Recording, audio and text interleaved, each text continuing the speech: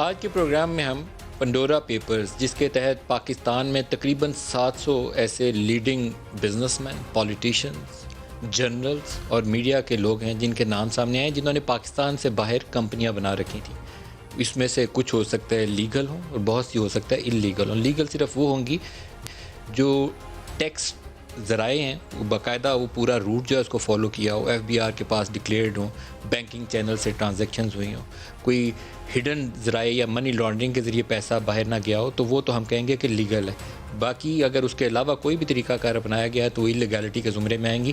Prime minister نے اس کے اوپر تحقیقات کے لیے کمیشن بنانے کا اعلان کیا۔ آج کا پروگرام ہم اسی ایشو پہ فوکس کریں گے، لیکن پروگرام شروع کرنے سے پہلے ٹریڈ کے نمبرز، کوئی اکانومی کا بڑا نمبر ہو تو میں اس لیے ہائی لائٹ کرتا ہوں کہ بعض چیزیں پاکستان کے لیے بہت اچھی ہوتی ہیں اور بعض لمحہ فکریہ ہوتی ہیں۔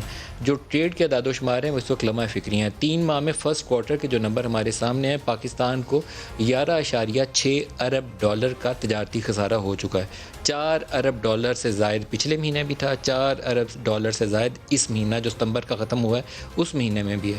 18 ارب اور 6 ارب ڈالر یہ مقابلہ چل رہا ہے۔ ہم غریب ملک ہیں، ہم اتنا بڑا تجارتی خسارہ نہیں برداشت کر سکتے، ڈسپائٹ دا فیکٹ کہ ریمیٹنسز بہت اچھی آ رہی ہیں۔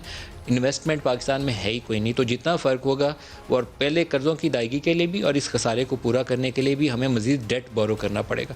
ایک کوارٹر میں 11.5 ارب ڈالر، 4 سے اس کو ملٹیپلائی کر لیں، بائی اینڈ آف ایئر ہم اتنا بڑا پیسہ نہیں دے سکتے۔ پرائم منسٹر کو اور ان کی جو کیبنٹ منسٹرز ہیں، اکانومی کے جو کنسرنڈ لوگ ہیں، they should come up with a strategy. اگر اس طریقے سے وہ اکانومی میں پمپ کرنے کی کوشش کر رہے ہیں گروتھ ریٹ کو آرٹیفیشلی، جس دن ہم ڈیمانڈ مینجمنٹ کی طرف جائیں گے جو کرنی پڑے گی کیونکہ اتنے ڈالرز پاس نہیں ہیں، دوبارہ دھڑام سے نیچے گریں گے۔ تو سسٹینیبل طریقہ کار اپنائیے، روپیہ بھی نیچے گر رہا ہے اور ہمارے لیے خطرات بھی بڑھ رہے ہیں۔